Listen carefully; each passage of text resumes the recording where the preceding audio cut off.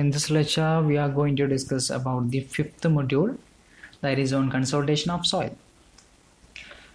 ഈ ഒരു module consultation of soil എന്നുള്ളത് നമ്മളൊരു 3 ലെക്ചേഴ്സ് ആയിട്ടാണ് ഡിസ്കസ് ചെയ്യുന്നത്. On the first lecture we are going to discuss about will give an introduction about the consolidation of soil.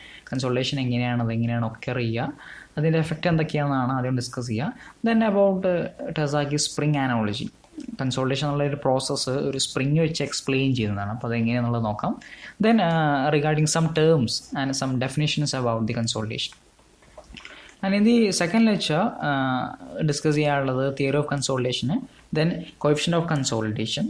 Then due to the consolidation ഒരു സോയിലിൽ ഒരു settlement ഉണ്ടാവും. അപ്പോൾ ആ സെറ്റിൽമെൻറ്റ് എങ്ങനെ കാൽക്കുലേറ്റ് ചെയ്യാം. Then about pre consolidation pressure. And മൂന്നാമത്തെ ലെക്ചേഴ്സിനകത്ത് ഡിസ്കസ് ചെയ്യുന്നത് how to calculate or how to conduct the consolidation test. ഒരു സോയിലിനകത്ത് എത്തോളം കൺസോൾട്ടേഷൻ നടക്കുമെന്ന് നമുക്ക് എങ്ങനെ കണ്ടുപിടിക്കാം. അതിൻ്റെ ഒരു ലബോറട്ടറി ടെസ്റ്റാണ് consultation test.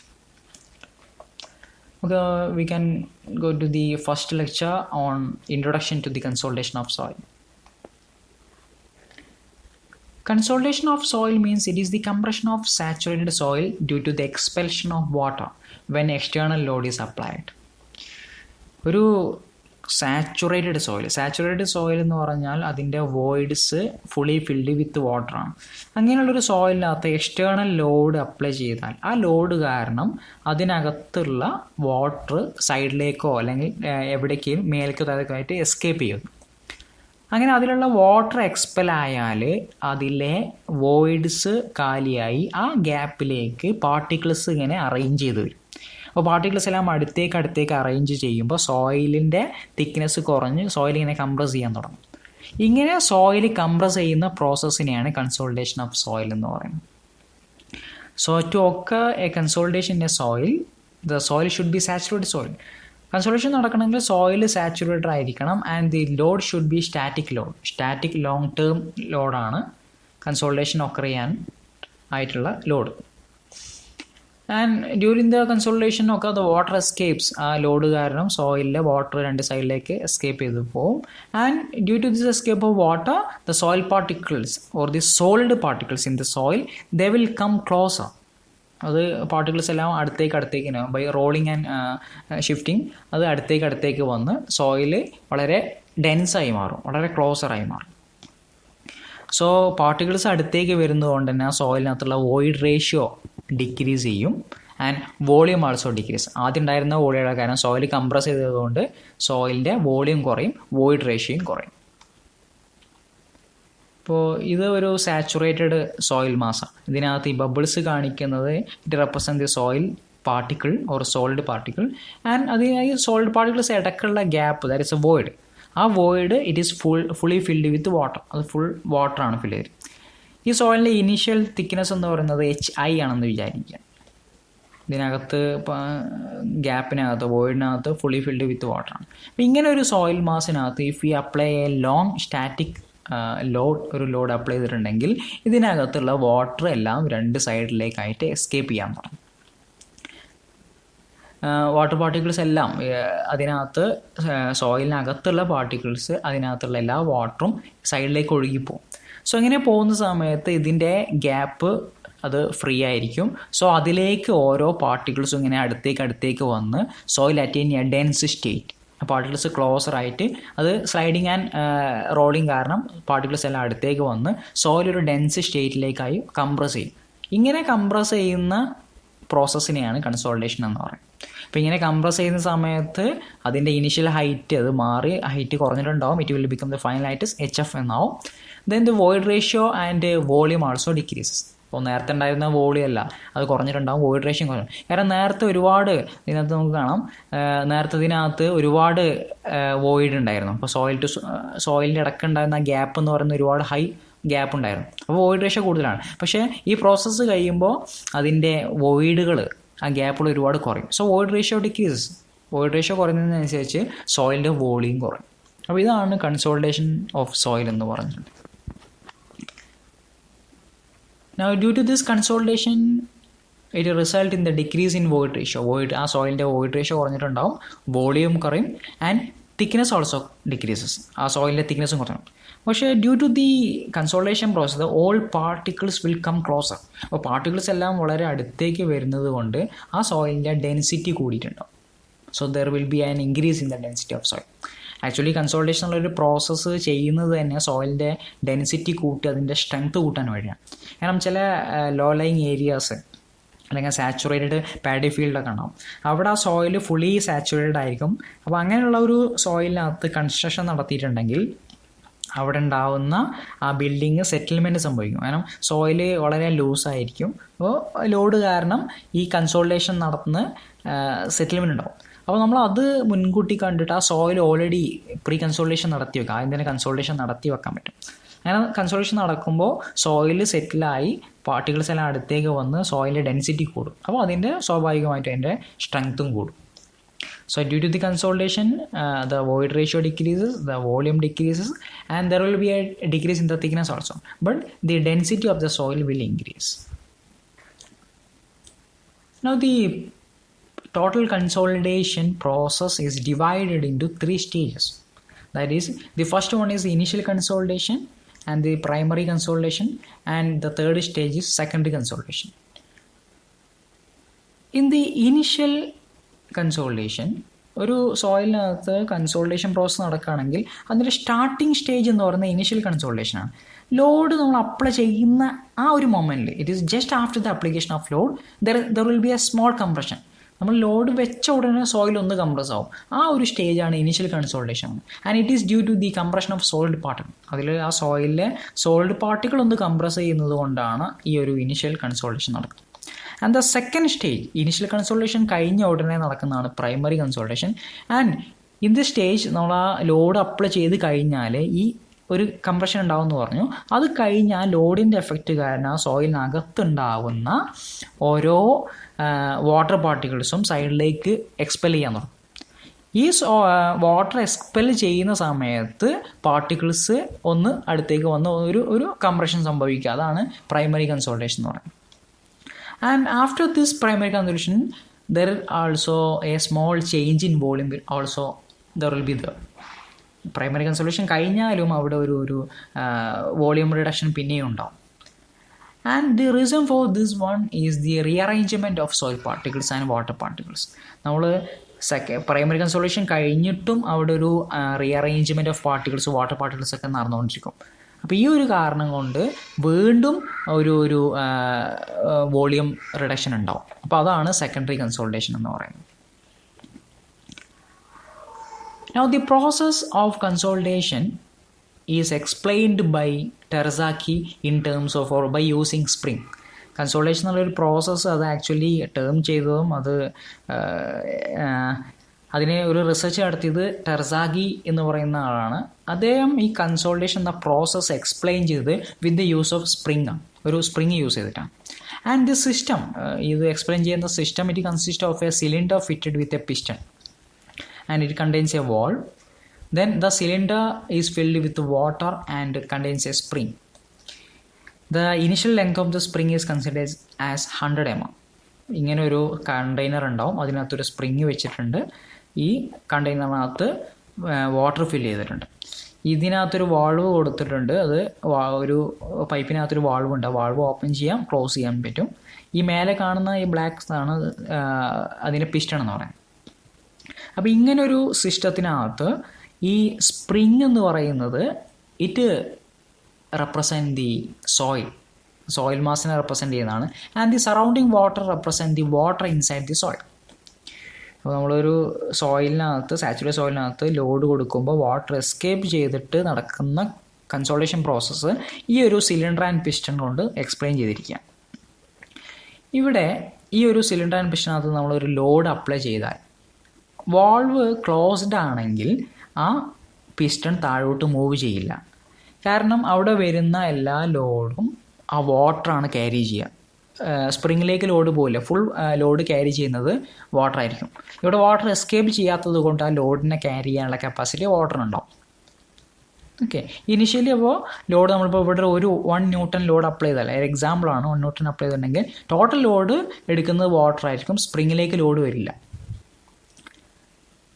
But later if you are opening the valve, ആ വാൾവ് ഓപ്പൺ ചെയ്യാൻ തുടങ്ങിയാൽ അതിനകത്തുള്ള സിലിണ്ടറിനകത്തുള്ള വെള്ളം പുറത്തേക്ക് എസ്കേപ്പ് ചെയ്യാൻ തുടങ്ങും.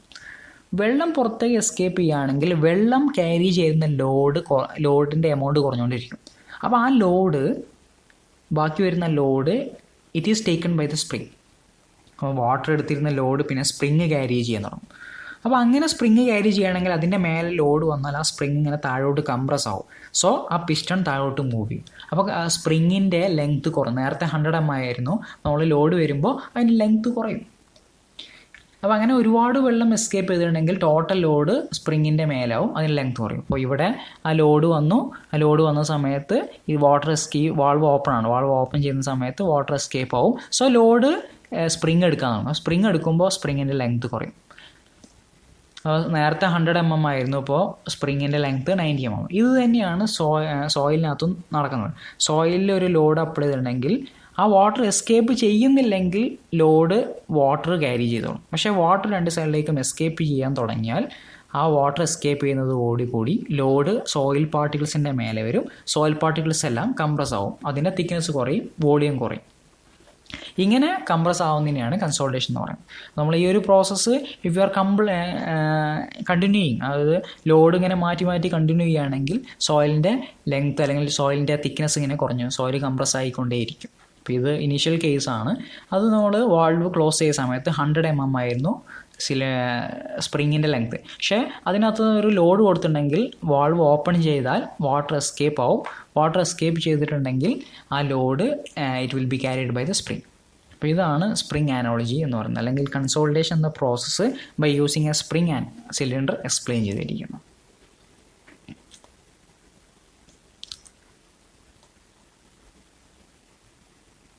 ടോട്ടൽ ആദ്യം 100 ആയിരുന്നു ലെങ്ത്ത്, പിന്നെ അത് ലോഡ് കൊടുത്ത് സ്പ്രിങ്ങിൻ്റെ ലെങ്ത്ത് കുറയുമ്പോൾ 90 mm. ഒരു എക്സാമ്പിളാണ്. ആദ്യം 100 90. ഇറ്റ് ക്യാൻ ബി വാരി.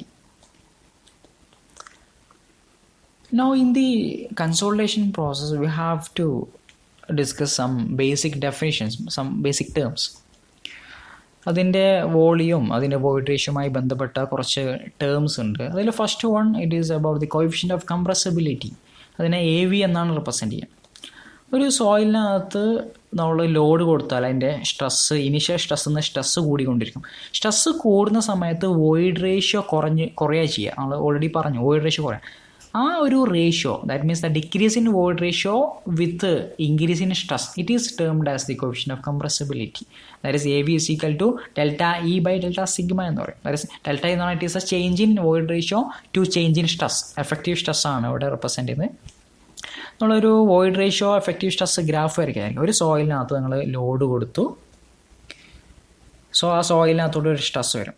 ആ സ്ട്രെസ് കൂടുന്നതിനനുസരിച്ച് ആ സോയിലിൻ്റെ വോയിഡ് റേഷ്യോ കുറഞ്ഞുകൊണ്ടിരിക്കും. അപ്പോൾ നിങ്ങളതൊരു ഗ്രാഫാക്കി വരച്ചിട്ടുണ്ടെങ്കിൽ you will get a graph like this. അപ്പോൾ with increase in the effective stress the void ratio will decrease. Void ratio കുറയുക ചെയ്യും. ഈ ഒരു ഗ്രാഫിൻ്റെ സ്ലോപ്പ് എടുത്തിട്ടുണ്ടെങ്കിൽ the y axis is delta E, change in void ratio, and x എന്ന് പറയുന്നത് change in stress ആവും. That its slope is represented by the AV, that is coefficient of compressibility, delta E/delta sigma, where AV is the coefficient of compressibility, delta E എന്ന് പറഞ്ഞാൽ it is the change in void ratio, delta sigma എന്ന് പറഞ്ഞാൽ it is the change in effective stress, and the unit of AVൻ്റെ unit എന്ന് പറഞ്ഞാൽ it is meter square per kilonewton എന്നാണ് വരിക. കാരണം ഡെൽറ്റ ഇ എന്ന് പറഞ്ഞാൽ ചേഞ്ച് ഇൻ വോയിഡ് റേഷ്യോക്ക് യൂണിറ്റ് ഇല്ല, അതുകൊണ്ട് ഡെൽറ്റ ഇക്ക് യൂണിറ്റ് ഉണ്ടാവില്ല. പക്ഷേ താഴെ ഡെൽറ്റ സിഗ്മ എന്ന് പറയുന്നത് സ്ട്രെസ്സാണ്. സ്ട്രെസ്സിൻ്റെ യൂണിറ്റ് എന്ന് പറയുന്നത് kN/m². അപ്പോൾ അത് താഴെ ആയതുകൊണ്ട് the unit of AV will become m²/kN എന്ന് വരും. സോ കോഎഫിഷ്യന്റ് ഓഫ് കംപ്രസിബിലിറ്റി എന്ന് പറഞ്ഞാൽ it is delta E/delta sigma, where delta E is the change in void ratio, delta sigma means it is the change in stress, and unit എന്ന് പറയുന്നത് m²/kN. ഒരു example നോക്കാം. The void ratio of a soil changes from 0.7 to 0.3 when the stress changes from 100 to 200 kN/m². Now you have to determine the coefficient of compressibility. ഒരു സോയിലിനകത്ത് അതിലുണ്ടായിരുന്ന stress 100 ആണ്. ആ 100 ആയ സമയത്ത് ആ സോയിലിൻ്റെ വോയിഡ് റേഷ്യോ 0.7 ആയി. Now if you are increasing the stress to 200, ആ സോയിലിൻ്റെ stress 200 ആക്കി കൂട്ടിയാൽ, ഒരു 100 കൂടെ കൂട്ടിയിട്ടുണ്ടെങ്കിൽ ആ സോയിലിൻ്റെ വോയിഡ് റേഷ്യോ കുറയും, അത് 0.3 ആയി മാറും. അങ്ങനെയാണെങ്കിൽ ആ സോയിലിൻ്റെ കോഎഫിഷ്യന്റ് ഓഫ് കംപ്രസിബിലിറ്റി എന്താണെന്നുള്ളത്. So the coefficient of compressibility AV is given by delta E by delta sigma. Delta E is change in void ratio. Void ratio, initial void ratio 0.7 ആണ്, final void ratio 0.3 ആണ്. So the change എന്ന് പറഞ്ഞാൽ 0.7 minus 0.3. 0.7 minus 0.3. Now delta sigma എന്ന് പറഞ്ഞാൽ change in stress. ഇവിടെ stress 100ഉം പിന്നെ അത് 200 ആയി. So the change എന്ന് പറഞ്ഞാൽ 200 minus 100. 200 minus 100 എന്നാണ്. So this ratio will give 0.004 meter square per kilonewton എന്ന് കിട്ടും. സോ ഇങ്ങനെയാണ് ഒരു സോയിലിൻ്റെ കോഎഫിഷ്യന്റ് ഓഫ് കംപ്രസിബിലിറ്റി ഡിറ്റർമിൻ ചെയ്യുന്നത്. Now the second definition or second term we have to study is coefficient of volume change. Coefficient of volume change MV എന്ന് പറഞ്ഞാൽ it is the volumetric strain per unit increase in effective stress. ഒരു സോയിലിനകത്ത് stress കൂടുന്നതിനനുസരിച്ച് അതിൻ്റെ volume കുറയുമെന്ന് പറഞ്ഞു. Volume കുറഞ്ഞാൽ there will be a volumetric strain. Volumetric strain എന്ന് പറഞ്ഞാൽ change in volume divide by initial volume എന്നാണ്. ആ value divide by the increase in stress, it is called coefficient of volume change MV. MV is equal to delta V by V0 by delta sigma എന്ന് പറയും. Delta V by V0 എന്ന് പറയുന്നതാണ് volumetric strain divide by delta sigma, that is increase in stress. ഈ ഒരു റേഷ്യോനാണ് MV എന്ന് പറയുന്നത്. And the MV value is also given by AV by 1 plus E0 എന്ന് വരും. AV കോഎഫിഷ്യന്റ് ഓഫ് കംപ്രസിബിലിറ്റി ആണ്, നമ്മൾ ഓൾറെഡി ഡിസ്കസ് ചെയ്തു. ആൻഡ് E0 എന്ന് പറഞ്ഞാൽ it is the initial voltage. അപ്പോൾ ഇങ്ങനെയും നമുക്ക് MVയുടെ വാല്യൂ, കോഎഫിഷ്യന്റ് ഓഫ് വോളിയം ചേഞ്ചിൻ്റെ വാല്യൂ കണ്ടുപിടിക്കാം. ഇതിൽ ഈ രണ്ടാമത്തെ ഇക്വേഷനാണ് നമ്മൾ കൂടുതലായിട്ട് ഉപയോഗിക്കുന്നത് പ്രോബ്ലം ചെയ്യാനൊക്കെ. അപ്പോൾ ഇതൊന്ന് നോട്ട് ചെയ്യുക. MV എന്ന് പറഞ്ഞാൽ coefficient of volume change, it is equal to AV by 1 plus E0. അല്ല, AV എന്ന് പറഞ്ഞാൽ കോഎഫിഷ്യന്റ് ഓഫ് കംപ്രസിബിലിറ്റി ആണ്. യൂണിറ്റ് ഇതിൻ്റെയും സെയിം ആണ്, മീറ്റർ സ്ക്വയർ പെർ കിലോ ന്യൂട്ടനാണ് യൂണിറ്റ് വരിക. ഒരു എക്സാമ്പിൾ നോക്കാം. A soil fill at a site undergoes a reduction of void ratio from 1.01 to 0.4 when the stress changes from 200 to 500. Now you have to determine its coefficient of compressibility and coefficient of volume change. ഒരു soil ഫില്ലാണ്. ആ സോയിലിനകത്ത് initial void ratio 1.01 ആയിരുന്നു. ആ സമയത്ത് stress 200 ആണ്. Stress നിങ്ങൾ കൂട്ടിയാൽ 500 ആക്കി കൂടിയാണെങ്കിൽ void ratio 1.01 നിന്ന് 0.4 ആയിട്ട് കുറയും. അങ്ങനെയാണെങ്കിൽ അതിൻ്റെ കോഎഫിഷ്യന്റ് ഓഫ് കംപ്രസിബിലിറ്റിയും കോഎഫിഷ്യന്റ് ഓഫ് വോളിയം ചേഞ്ച് രണ്ടും കണ്ടുപിടിക്കാം. So the coefficient of compressibility എന്ന് പറഞ്ഞാൽ AV, that is given by delta E by delta sigma. Delta E എന്ന് പറഞ്ഞാൽ ചേഞ്ച് ഇൻ വോയിഡ് റേഷ്യോ ആണ്, that is 1.01 is the initial void ratio, 0.4 is the final void ratio, the difference 1.01 minus 0.4. And the delta sigma, it is a change in stress, that is 500 minus 200. So you will get the value as 0.0023 meter square per kilonewton. It is a change in, it is a coefficient of compressibility. But we have to find what is the value of coefficient of volume change. Coefficient of volume change MV is given by the equation AV by 1 plus E0. AV we have already calculated, that is 0.0023 divided by 1 plus E0. E0 means it is the initial void ratio, that is 1.01. So you will get the value as 0.00114 meter square per kilometer. This is the value of coefficient of volume change. Now the third basic definition we have to discuss is compression index. It is represented by CC. നമ്മൾ നേരത്തെ void റേഷ്യോയും effective stress എന്നുള്ളൊരു graph വരച്ചിരുന്നു. അതേപോലെ void റേഷ്യോയും effective stress in log scale വരച്ചാൽ, എന്ന് വെച്ചാൽ ലോഗ് സിഗ്മ വെച്ചിട്ട് നിങ്ങൾ ഗ്രാഫ് വരച്ചാൽ you will get a straight line. നേരത്തെ അത് കർവ്ഡ് ആയിരുന്നു, ഇവിടെ അത് സ്ട്രെയിറ്റ് ലൈൻ. ഈ ഒരു സ്ട്രെയിറ്റ് ലൈനിൻ്റെ സ്ലോപ്പ് എടുത്താൽ you will get the value CC, that is compression index. അപ്പോൾ വോയിഡ് റേഷ്യോ ലോഗ് സിഗ്മ ഗ്രാഫിൻ്റെ സ്ലോപ്പാണ് കംപ്രഷൻ ഇൻഡെക്സ് CC എന്ന് പറഞ്ഞാൽ. It is given by delta E divide by log to the base 10 ആണ്, log sigma 0 plus delta sigma by sigma 0. ഇതിൽ delta E എന്ന് പറഞ്ഞാൽ it is a change in void ratio and sigma 0 ആയിട്ട് is a initial effective stress, ആ സോയിലുണ്ടായിരുന്ന ആദ്യത്തെ സ്ട്രെസ്സാണ്. Delta sigma പറഞ്ഞാൽ it is a change in stress, okay, divide by sigma 0 തന്നെയാണ്. So CC means it is delta E by log sigma 0 plus delta sigma by sigma 0. ഇതിൽ minus value വരാൻ കാര്യം ഈ ഡെൽറ്റ E എന്ന് പറയുന്നത് change in void ratio എന്ന് പറയുന്നത് negative ആയതുകൊണ്ടാണ് അവിടെ മൈനസിൻ്റെ, അപ്പോൾ അതിൻ്റെ ആവശ്യമില്ല, ആ വാല്യൂ നെഗറ്റീവ് ആണെന്ന് പറയുന്നതേ ഉള്ളൂ. So the value of CC, that is minus delta E by log sigma 0 plus delta sigma by sigma 0. But we can find the value of compression index for separate soil by another equation. ഒരു undisturbed soil ആണെങ്കിൽ അതിൻ്റെ compression index കണ്ടുപിടിക്കാൻ we can use this equation 0.009 into WL-10. ഇവിടെ WL എന്ന് പറഞ്ഞാൽ liquid ലിമിറ്റാണ്. അപ്പോൾ ഒരു സോയിലിൻ്റെ liquid limit കിട്ടിയാൽ അതിൻ്റെ കംപ്രഷൻ ഇൻഡെക്സ് കണ്ടുപിടിക്കാൻ പറ്റും. ആ സോയിൽ അൺഡിസ്റ്റർബ്ഡ് സോയിൽ ആണെങ്കിൽ compression index is equal to 0.009 into liquid limit minus 10. And if the soil is remolded soil ആണെങ്കിൽ compression index is equal to 0.007 into liquid limit minus 10 എന്ന് പറയും. WL എന്ന് പറയുന്നത് liquid limit ആണ്, in percentage കേട്ടോ, പെർസെൻറ്റേജിലാണ് സംസാരിക്കുന്നത്. ഇതിൽ നമ്മൾ ഇനി പ്രോബ്ലംസ് ഒക്കെ ചെയ്യുന്ന സമയത്ത് ഏറ്റവും കൂടുതൽ ആവശ്യമുള്ള ഈ ഇക്വേഷൻസ് ആണ്.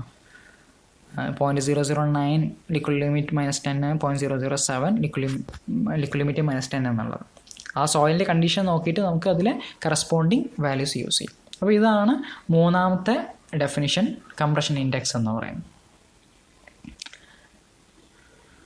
So in the first lecture what we have discussed is first about the consolidation. What is consolidation? How the process of consolidation occur? What is the reason for that? And what is the result of consolidation? Consultation എന്താണെന്ന് പറഞ്ഞു. ഒരു സോയിലിനകത്ത് ഒരു external static load apply ചെയ്താൽ അതിനകത്ത് ഉണ്ടാവുന്ന ആ soil saturated soil ആവണം. ആ സോയിലിൽ ഉണ്ടാവുന്ന വാട്ടർ എസ്കേപ്പ് ചെയ്തിട്ട് ആ സോയിൽ കംപ്രസ് ആവാൻ തുടങ്ങും. ഈ ഒരു പ്രോസസ്സിനെയാണ് കൺസോൾട്ടേഷൻ എന്ന് പറയുന്നത്. And the consolidation process is divided into 3 stages, that is initial, primary and secondary consolidation. And the consolidation process is explained by Terzaghi with the use of spring analogy. And we have discussed about some basic definitions, 3 definitions we have discussed. Now in the coming lecture, we have to discuss about the theory of consolidation and what is the coefficient of consolidation. Theory of കൺസോൾട്ടേഷൻ്റെ process എങ്ങനെയാണെന്നുള്ളതാണ്. Then about the rate of consolidation അല്ലെങ്കിൽ coefficient of consolidation ആണ് നമുക്ക് അടുത്ത ലെക്ചറിനകത്ത് discuss ചെയ്യാം. Okay, thank U.